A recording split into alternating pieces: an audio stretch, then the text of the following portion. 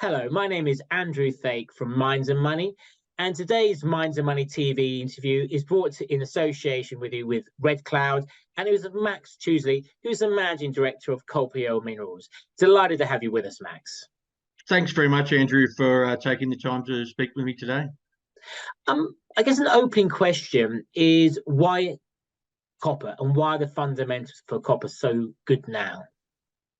Look, Andrew, I think everyone realises that the world is transitioning to this this focus on green energy and copper's going to play, or copper, is a major player in that transition. When you're talking about electric vehicles, when you're talking about solar energy, when you're talking about all of these new sort of alternative energy sources, copper is the main ingredient in all of those. I mean, people are getting a little bit excited about lithium and uranium at the moment, and I think that's fantastic. But I think the fundamentals for copper are looking very encouraging going into the next couple of years. Mhm. So there's obviously a lot of copper companies out there, a lot of really interesting exploration plays. What makes Culpeo Minerals stand out from the rest of the crowd? Look, Culpeo is, we're focused on Chile. We're focused on copper. It's a very simple story. Chile's the #1 copper producing country in the world. And we believe Chile's got a lot of opportunities there for small to medium sized companies like Culpeo. We're exploring in the coastal belt, which is relatively underexplored. We're not up in the Andes. We're not at the high altitude, so we're very close to infrastructure. We're very close to known, already discovered copper deposit. So it's a proven place to explore for copper, and the government is very encouraging new investment in the copper space in Chile. So that's why we're here. And your main project, of course, is the Lana Corina project. And you recently released some news that you had a 169-meter copper intersection. Can you just tell us a little bit more about the Lana Corina project? Look, we're very happy with the results of Lana Corina. We did an initial phase 1 drilling program, and 7 of the 9 holes in that program intersected some significant widths of high grade copper mineralization.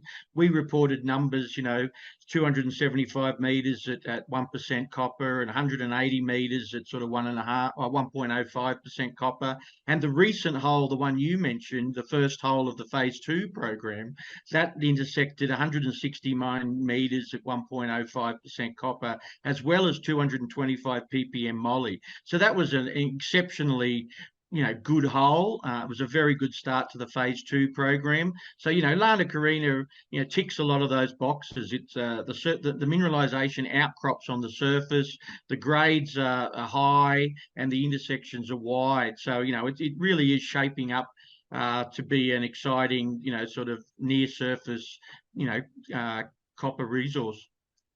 And of course, apart from Lana Corina, you've also got a couple of other projects also as well, like the Quellon project and the Petrocas project as well. Would you like to just tell us a little bit more about those? Yep. Well, Quellon's only 40 kilometres south of Lana Corina, so there's a lot of synergies there with Lana Corina. Quellon is located in an area of quite a lot of historic sort of small scale copper mining. The Quellon tenement itself has never had any drilling into it, so we've got copper mineralization there over 10 kilometres of strike, a lot of outcropping copper, and we've discovered a coincident geophysical geochemical anomaly at one of the prospects within the Quellon tenement. So that's really looking like something that we will drill in early 2023. The main anomaly is only about 100 meters below the surface. We've got outcropping copper mineralization over about 1 kilometer by 500 meters. So it's a walk-up drill target, and we're pretty excited to drill that next year. The other project that you mentioned, Las Patacas, that's located further to the north. That's about 300 kilometres north of Lana Corina. That project is very prospective for your IOCG mineralization style. It's only about 15 kilometres south of the very large Candelaria mine that's owned by Lundin Mining. We're in the same sort of structural setting as that project, and we're in the same host rock. So we've done quite a bit of geochemistry, geophysics, and a little bit of drilling there. And there's quite a number of targets that we need to follow up at Las Patacas. So again, that'll be the focus in 2023. But as you mentioned, Lana Corina is where the drill rig is drilling now, and that's the project that's delivering those significant intersections. Looking sort of like ahead is to what are the significant milestones that investors can expect, say, over the next 6 to 12 months? Yep. Look, as I mentioned, phase 2 drilling program is ongoing at Lana Corina, so there'll be a continual news flow from that drilling program. We have announced that first hole result.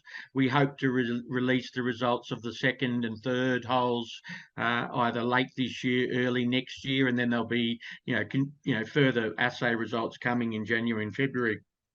So that's pretty exciting. And then we've got a lot of other geological work that we want to do at Lana Corina. We're continuing with our surface geochemical sampling, and obviously always reviewing the geophysical results. So we'll be updating the market on some of that news flow as well. And of course, if we do get down to Quelon and back up to Patacas, there'll be further drilling results from both of those projects.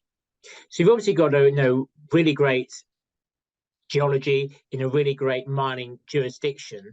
Tell us a little bit about yourself and the background of you and your management team.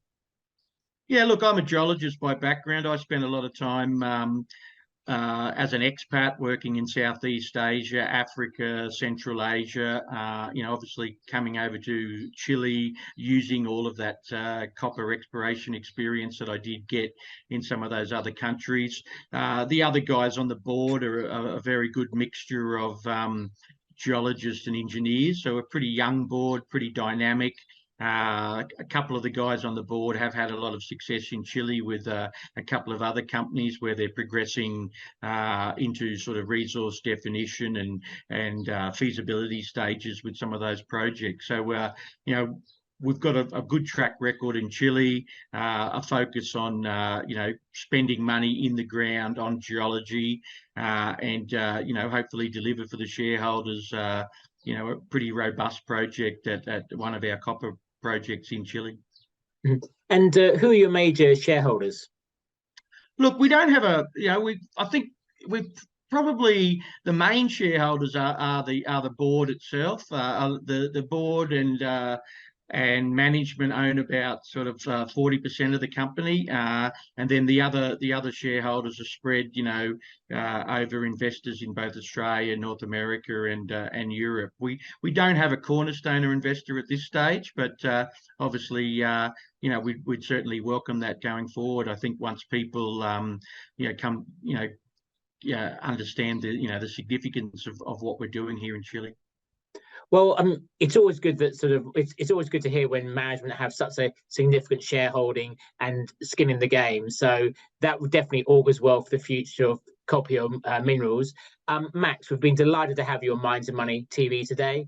That was Max Tuesley, Managing Director of Culpeo Minerals, with Andrew Thake from Minds and Money, brought to you by Red Cloud. Thank you very much for your time, Max. Thank you very much.